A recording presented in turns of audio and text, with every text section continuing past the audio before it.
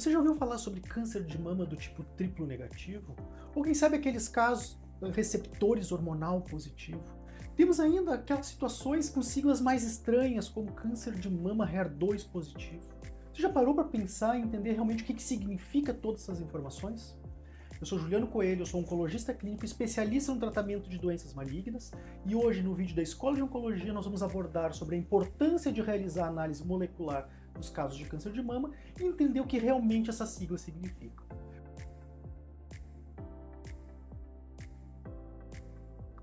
Antes de eu entrar nesse assunto de uma forma mais aprofundada, já deixa aquele recado de todo o vídeo. Se inscreva no canal, ative o sininho para não perder nenhuma das nossas notificações e encaminhe esse vídeo principalmente para aquelas pessoas ou familiares de quem está nessa jornada do tratamento de câncer de mama. Sempre que temos um diagnóstico de câncer de mama, é fundamental que a gente faça uma análise mais específica, mais aprofundada, para entender realmente de qual tumor que se trata. Quando a gente fala sobre câncer de mama, isso engloba uma grande quantidade de doenças diferentes, com prognósticos diferentes e, sobretudo, com tratamentos diferentes. Qual é essa análise mais aprofundada que nós vamos fazer?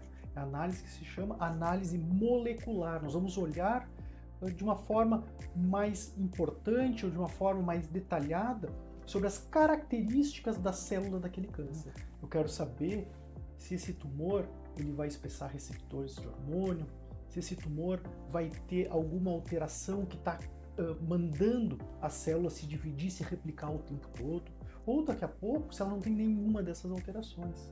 Veja, são informações muito importantes que vão determinar diferentes estratégias do ponto de vista de tratamento. Essas análises moleculares a gente realiza ela dentro do material da biópsia, daquele material que foi coletado para nos dar o diagnóstico de câncer de mama.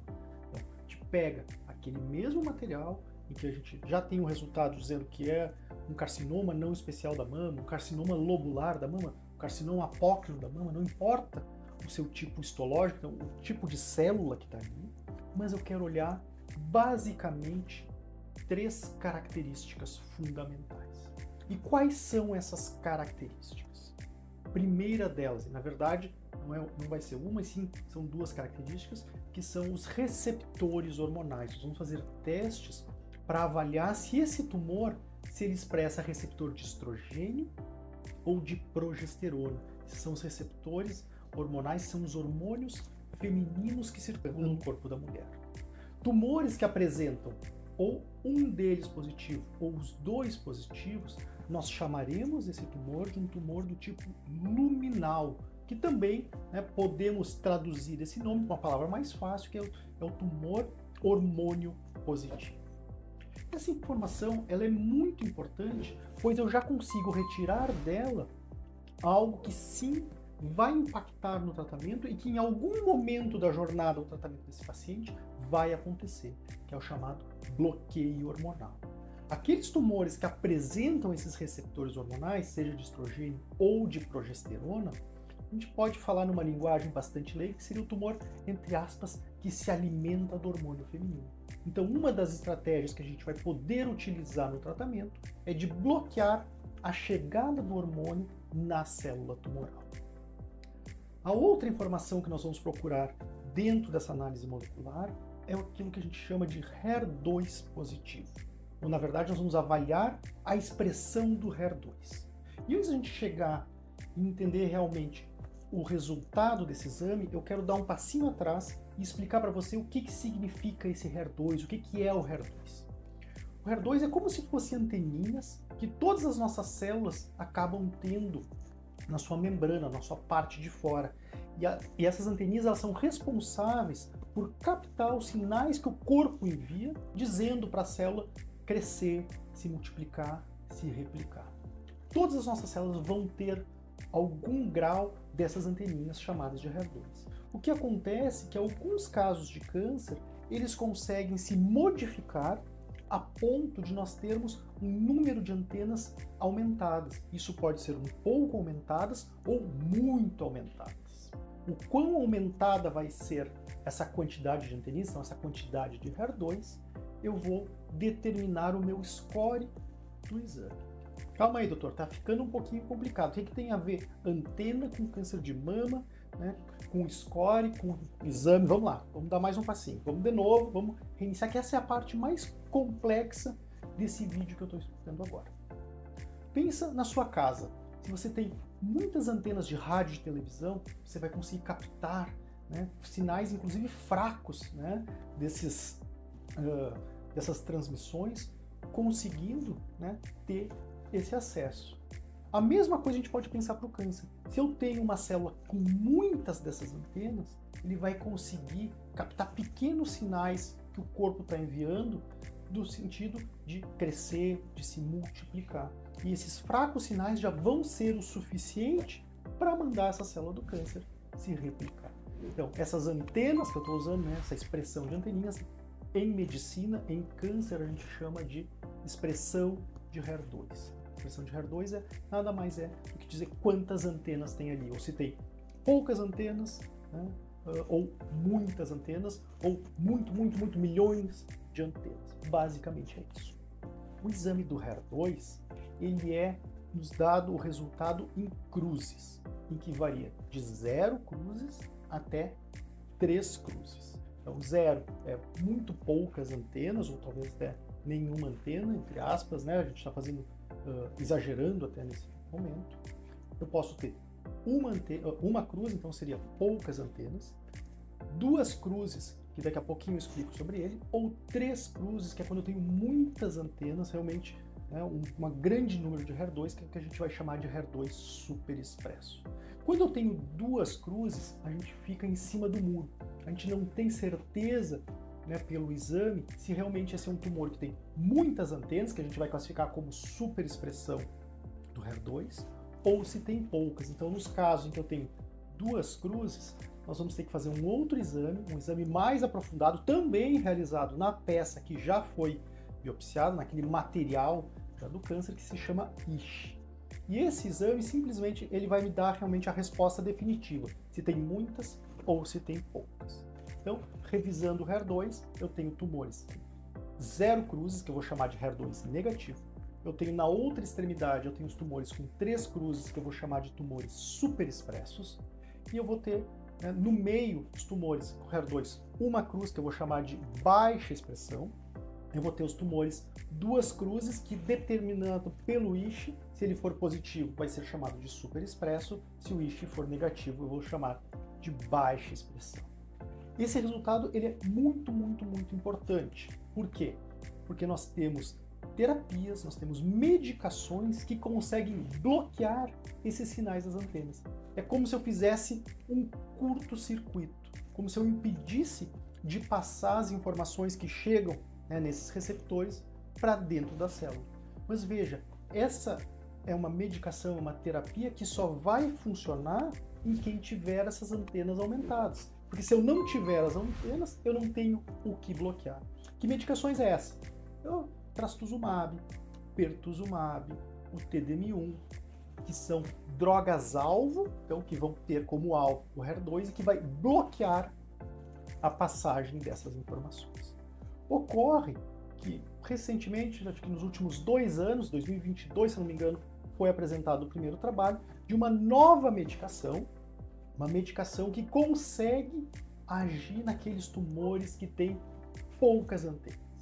Os primeiros dados foram mostrados naqueles pacientes que eram chamados HER2 low, então baixo, então que tinham 2 cruzes ou uma cruz, e agora, recentemente, a gente conseguiu entender que ele funciona, inclusive, em quem não tem nenhuma marcação, que seria 0 cruzes, mas que marca um pouquinho no exame, que são os chamados ultra low. Veja só como é importante a gente fazer esses testes, porque vai determinar muito o tratamento que a gente vai poder utilizar. Então, resumindo o que já foi dito até agora, análise molecular do câncer de mama, receptor de estrogênio, receptor de progesterona. Se um deles ou os dois vier positivo, eu tenho o chamado tumor luminal. Análise do HER2, eu posso ter HER2 superexpresso, então com 3 cruzes, eu posso ter o HER2 fraco, eu posso ter o HER2 negativo. Digamos que eu não tenho nenhum deles positivos. Eu não tenho receptor de estrogênio, eu não tenho receptor de progesterona, eu não tenho HER2 aumentado. Bom, 3 exames, 3 exames negativos. Este é o tumor triplo negativo. Por não ter receptores hormonais, por não ter o HER2 expresso, eu não vou poder utilizar essas medicações nesse tipo de tumor. É por isso que a mulher que tem um câncer de mama do tipo triplo negativo não vai fazer bloqueio hormonal. É por essa explicação que a mulher que não tiver um HER2 expresso de alguma forma não vai fazer o uso das medicações alvo contra o HER2. No outro extremo, a gente pode ter casos em que os 3 exames são positivos, né? Eu posso ter o receptor hormonal positivo e o HER2 positivo.